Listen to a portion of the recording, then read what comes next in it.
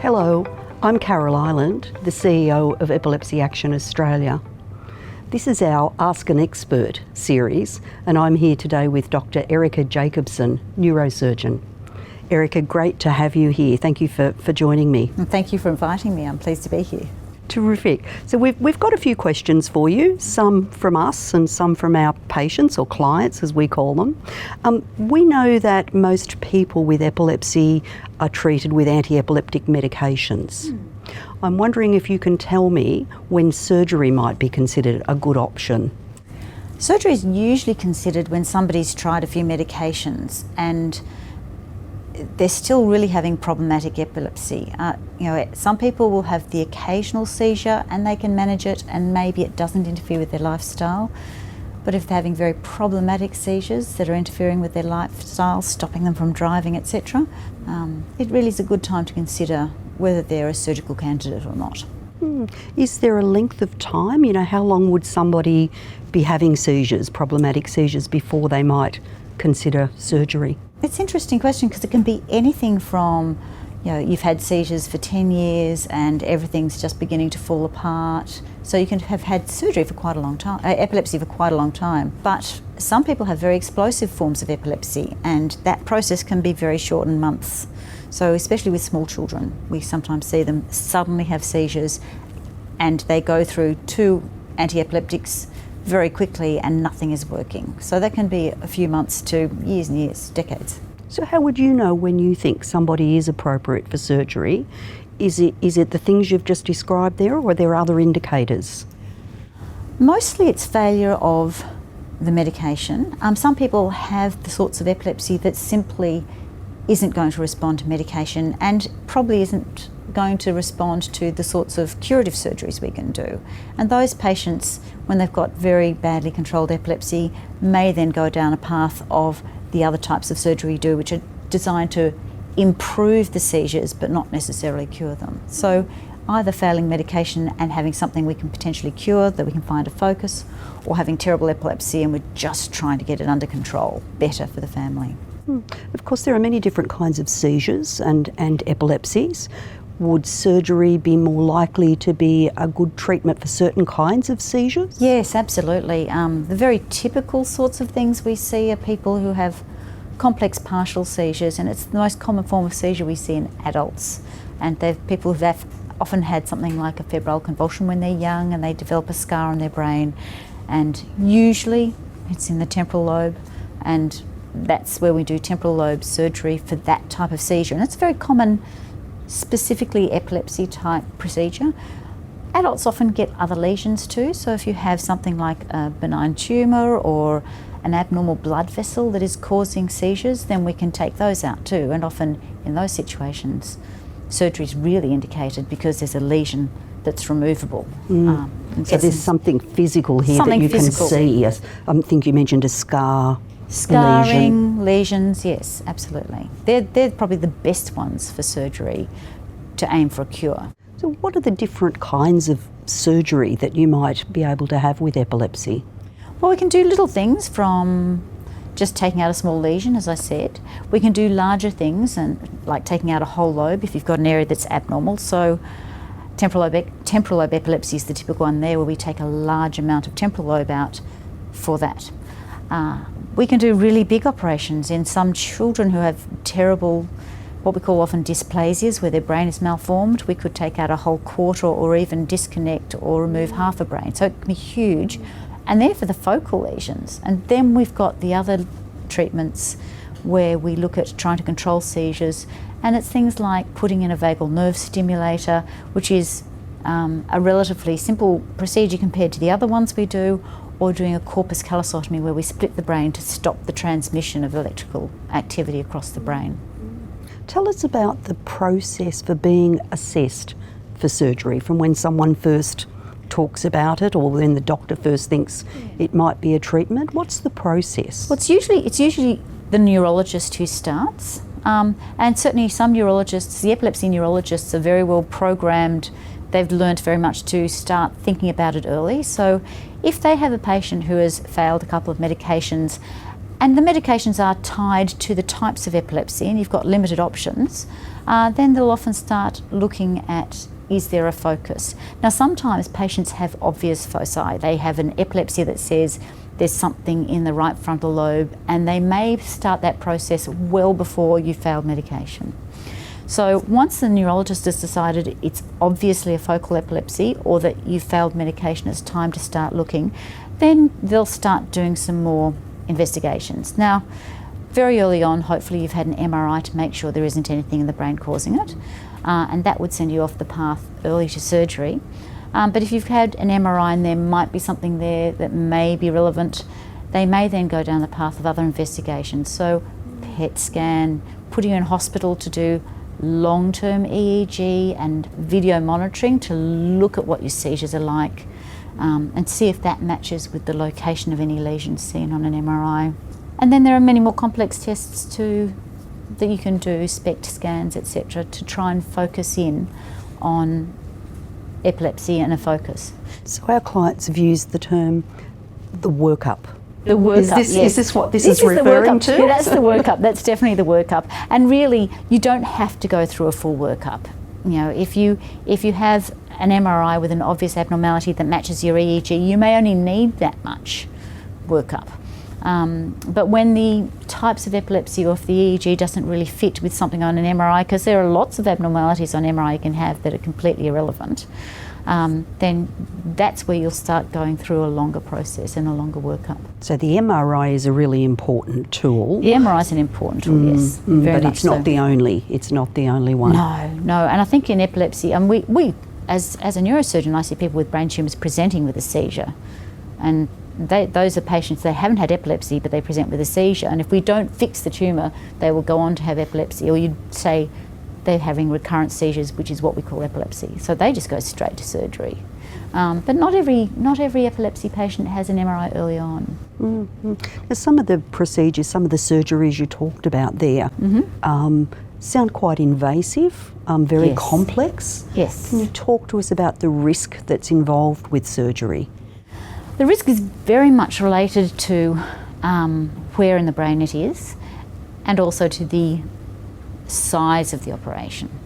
So if, for example, you've got a little lesion, but it's very close to the part of the brain where your motor strip is or the main sensory area is, you can take that lesion out, but there is a real risk to that patient that they could become weak down the opposite side. So if it's very close to an important area, then there are real risks of neurological damage. So we're looking as neurosurgeons at where in the brain it is, how much you can take out, what sorts of problems you can cause. Frontal lesions at the front of the brain, often you can do very large resections without causing really obvious neurological damage to a patient. And there are subtle things that you need to warn people about, like personality changes. But you know, also surgery is big, and we have to worry about somebody reacting to a general anaesthetic, disrupting the blood supply and causing a stroke, infections afterwards. It's not normal to cut into the skin, so these are all very real risks of any form of surgery. So while it's a big undertaking, we're often balancing that against the risk of their epilepsy. And there are many people out there with forms of epilepsy where every time they have a seizure, they're in danger of dying. They have a seizure in a bathroom. So surgery is big, but it's controlled. It's actually relatively safe despite those terrible potential problems, and often much safer than leaving somebody to have seizures. Sounds like the decision itself is big for the patient and the doctor.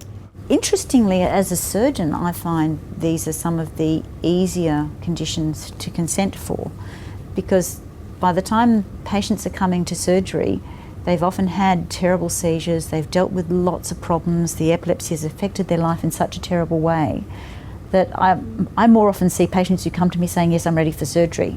And I'm going, oh, just hang on, I need to tell you the problems first, then you can make that decision. But it really is balanced against the problems of epilepsy, and epilepsy can really affect people's lives in a terrible way. Of course. And what would somebody expect in a recovery period after surgery? Again, it's obviously tied in with the type of surgery. Yes, and the size of surgery, the little things that are superficial and little people recover from very quickly, but something typically like a temporal lobectomy, it really does take it out of you. It is major surgery. I think people have headaches and just aches and pains for a long time. I'll usually tell my patients, you'll feel significantly better in 6 weeks. You see me in 6 weeks, you will be 80 to 90% better. But then you feel the effects of surgery for a long time after that. It really is 6 months to a year recovering from surgery at least. And are there psychological components to that, Erica? Yeah, there can be, particularly with things like temporal lobe epilepsy. It is in an area which can disrupt your emotional state. So it's in a part that we take out a part of the brain that is directly involved in how your emotions are processed. So some patients can have a reactive depression that's physically related to us removing that temporal lobe. I think for a lot of people changing their lifestyle is also a real impact on people, and any stress, whether it's good or bad, can create anxiety and depression. So you may think that getting rid of your seizures is fabulous, but it's such a change to what you're used to, and people have to live with a fear of waiting for a seizure that may never come, and it can be quite disruptive. That's another aspect of it, and I'm sure that going through surgery has its own post-traumatic effects as well. I mean, it's a big thing for anybody to get their head around. It's interesting waiting for the seizure that might never come. Yes, I know, and I've had a couple of patients who've really been affected by that badly and had to have some really good counselling because they were so terrified of having another seizure and not getting it. So it has a real impact on people. So if somebody has surgery, it's successful, might they then be able to stop their anti-epileptic medications? Yes, not everybody, and sort of successful surgery, it does not depend on you stopping a medication. So what we're aiming for in treatment is for your seizures to stop. So generally we wouldn't stop medication straight away. For children and adults, we're often waiting 6 to 12 months to start withdrawing medication because surgery itself can stir up seizures. So we create bleeding and scars, and you want to make sure everything settles down and heals first. So even having surgery, just neurosurgery alone for not having epilepsy, 1 in 20 people will end up with epilepsy from having neurosurgery. So scarring can happen. But from then you will start looking at withdrawing your medication slowly. You spoke before about people waiting for seizures to come, and that sometimes they don't come. But what are the risks, or what's the likelihood of seizures occurring again after surgery? It really does depend on the type of surgery they've had and what caused the seizures. So people who have a small lesion that's clearly causing an EEG change, they've got a very high chance of their seizures being cured. So 90 to 95% chance of a cure of their seizures and coming off medication. And really I think they've just got the risk of surgery causing seizures. So you've still got a 5% chance of seizures from surgery. Whereas the biggest surgeries like a temporal lobectomy, that risk is 85, the chance of cure is 85%, which means, 5 people in a room with temporal lobe seizures, 1 of them is likely to have a bad outcome and still have seizures after surgery. And really of those 4 that are left, probably 2 of them will eventually be able to come off the medication. So we don't count not coming off medication as being a bad outcome. What we want is to control the seizures, and that's if we get full seizure control but you still need to be on some medication, that's a great outcome. So it's about controlling the seizures only. Sure. And Erica, in Australia, where can you have epilepsy surgery? Well, look, really most major cities have epilepsy neurologists and epilepsy surgeons. So certainly Brisbane, Sydney has 3 major centres. Melbourne has 3 large centres, I think. So definitely Eastern Seaboard of Australia, Adelaide has a centre, Perth, they've all got centres for neurosurgery and neurology that look after epilepsy. So are these what we would think of as the comprehensive epilepsy services around the country? Yes. So those major certainly, hospitals? for example, in Sydney there are three major hospitals, Westmead, the adults and children, which I'm thinking of as one unit, the Prince of Wales and Sydney Children that stay on one campus, and RPA are our major ones. Lots more hospitals in Sydney, but that's where the epilepsy patients come to for their surgically treatable epilepsy. Yeah.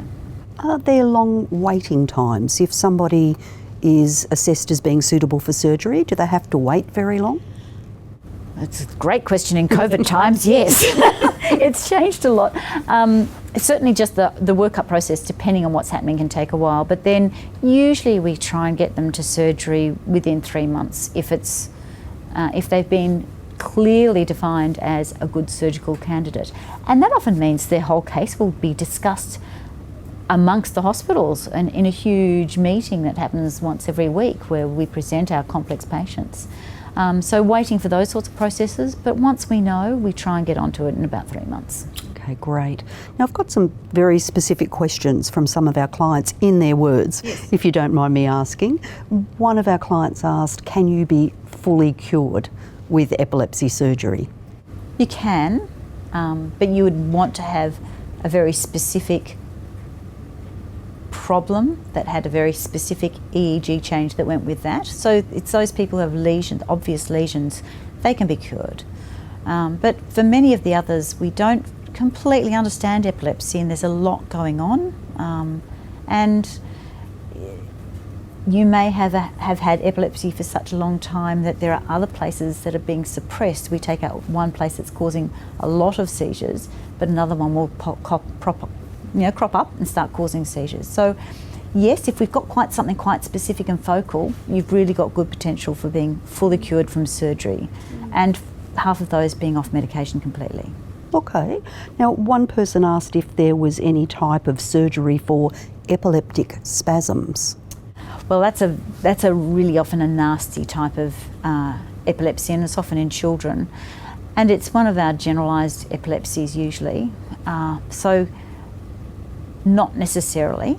We have had kids with epilepsy spasms where it started as on one part of the brain, and the way it's developed in the child looks like spasms, but by doing an operation, often quite a large operation like a hemispherectomy, they have been improved. But often for spasms, other than sort of for curative surgery, no, but we can do things like corpus callosotomies to stop the spread, and a VNS, which is a vagal nerve stimulator, to try and control them and get to make them less impactful on a patient. So one person actually spoke about the surgical workup. That's where I learnt that, yes, that term.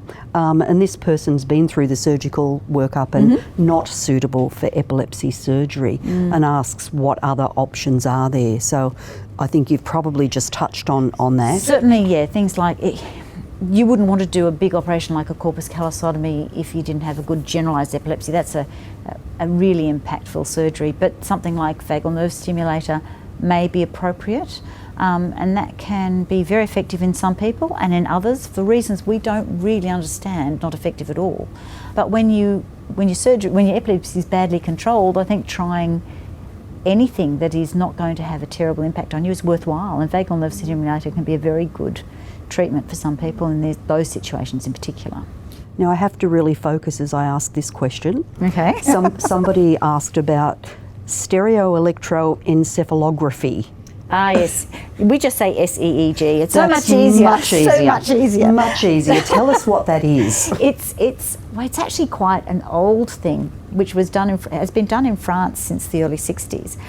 But really, the English-speaking medical world has really only started being involved with SEEG in the last 10, 20 years. It's a very complex way of trying to find a focus for your epilepsy, because if we can find a focus for your epilepsy, we have a potential to cure it. It sounds terrible, but it can be surprisingly effective. So SEEG is basically having an EEG directly into your brain, but that means having electrodes placed through little holes in your skull deep into your brain over multiple aspects of your brain, often both sides. And those are directed according to what your seizures are like at specific parts of the brain to try and delineate where your seizures are coming from. You wouldn't do it with somebody with a generalised epilepsy because you're not doing it as a fishing trip. You're really doing it for people where their epilepsy seems to be coming from an area or what we call a network. And the network can mean you're showing up as having frontal seizures, but there's an area deep in the inside of the brain that networks to that, and it could be coming from a deep point and coming straight out to your motor strip. So you focus on the areas that will connect up with each other and might have it. So areas of abnormality, areas that might connect, and try and hone in on a localised bit of thing. So it sounds terrible, but very effective when you need it. So much to know. Yeah, yes, and that's really, you really need some very clever people to direct where we're putting in the electrodes when we do that. So many considerations. I guess a final question on behalf of our clients is, if your doctor hasn't mentioned epilepsy surgery to you, when and in what way should you raise that with your doctor? Look, if you're having problems with your seizures, I think you should raise it with your doctor. The concept of surgery is terrifying to many, and for people who are non-surgeons, and that includes neurologists, they may feel that surgery seems too extreme for what someone has. But if either your doctor, your GP or your neurologist feel that they don't want to go down that path, I would ask for a second opinion. And there are complex epilepsy services, and there are certainly very, very good neurologists in all of those complex epilepsy services who will say yes or no. They're not going to make decisions to put you into a surgical program if you don't have a surgical problem. But if you do, and there's a potential for improving your quality of life, it's worth asking that question. Thank you, Erica. It sounds like there really are some good treatment options for people with drug-resistant epilepsy, and that's very important to know, and that patients can come to their comprehensive tertiary centres and have someone to talk to. Yes, yeah. Thank you very much for shining that light on surgery for us. It's my pleasure.